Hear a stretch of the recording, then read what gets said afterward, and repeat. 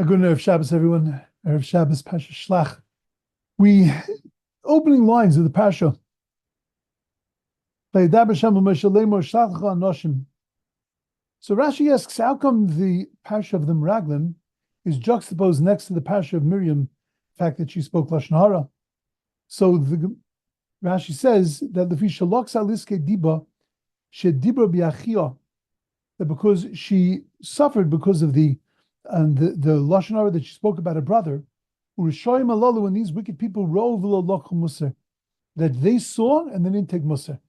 Fascinating that we're characterizing them as evil people because they saw and they didn't take Musar, because they with their own eyes witnessed something and they didn't extrapolate that, they didn't apply that to their own lives. A person who lives his life and doesn't apply the things that are happening and extrapolate those things to his own life, he looks and watches things that are happening, but stays completely disconnected from them, has a tendency to become a rasha, tendency to become a wicked person.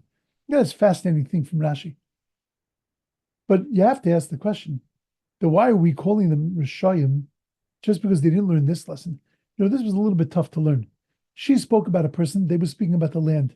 To extrapolate from there and to say, well, just like she spoke about a person and she got into a lot of trouble, if we speak about the land, we're going to get into trouble also. That's a little bit pushing it. So they weren't the smartest guys in the world. They weren't the widest vision. Why do we call them Rishayim? Because of this. Because they couldn't extrapolate, they couldn't make that connection between the two of them.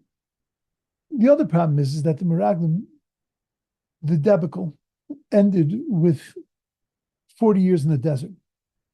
And the 40 years in the desert was because of the 40 days that we were in the land of Israel, looking out at the land. I get that. 40 for 40. The numbers make sense. But why does it really make sense? The crime of speaking about the land of Israel, Lashon Hara, that they spoke about the land of Israel, 5 minutes? 10 minutes max if they spoke slowly? And what do you punish 40 years for? It was a few minute crime that were punished on that night, they were punished on that day, they were punished on that date. I could understand, but 40 of them? Because we were in the land for 40 years, but the crime was at the very end, and it was a moment. So I think what we have to understand that that's not true. The crime was the moment that they walked into the land, the moment that they walked out and they were on their way to go and to check out the land. Because they were leaving with a negative attitude. And the punishment was for the negativity, 40 days of negativity. It didn't matter what they saw in the land of Israel, they weren't going to see anything good. Because they walked in already with a predisposed sense that nothing here was okay. God's protecting them. People are dying all over the place, that they're busy with their funerals, and nobody's worried about these Semites that are walking through the land. And all they can see is, ooh, it's a land that eats inhabitants. They see big fruit, blessed fruit from another world. And instead of seeing the blessing, they say, "Oh, we focus on the giants." And this stuff is, this crazy stuff. It's like Chernobyl. There's something wrong with this fruit. There wasn't a thing that was going to happen that was going to make them happy. There wasn't a thing that was going to happen that they were going to sit back and be awed.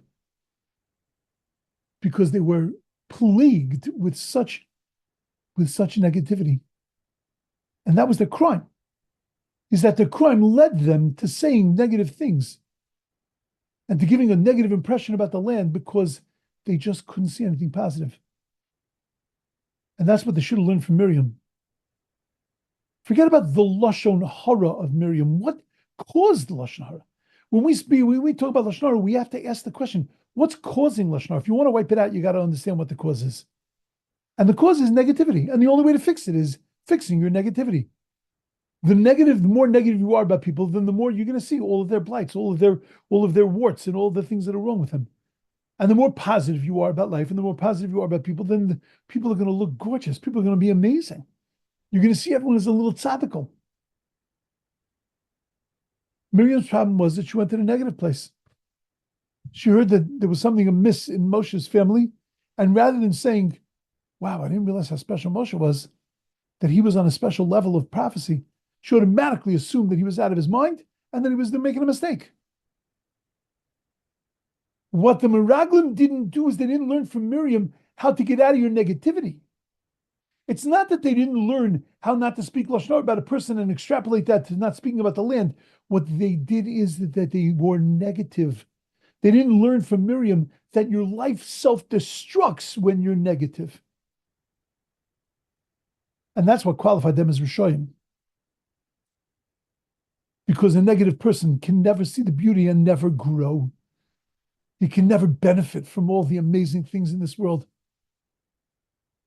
And it's a tendency to rishus, it's a tendency to wickedness, because you're defending yourself all the time because everything is negative, everything is bad, everything is out to get you. And it goes to very bad places. And that's one of the most powerful messages of the story of the Meraglim.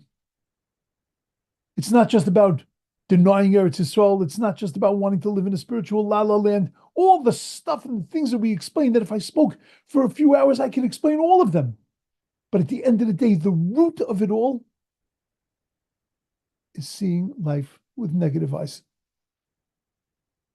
And if only we could undo the sin of the spies, and we could see the beauty and the amazingness of the people around us,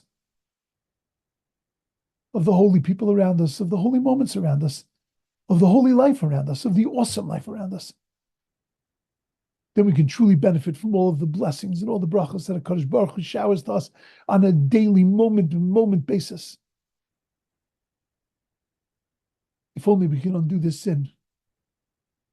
If only we could be rov v'lakhu musar. If we could learn this section of the Torah and take a tremendous lesson. Smiling eyes benefit from incredible blessings and bring to one the most beautiful and stunning life. Have a beautiful, amazing, awesome Shabbos.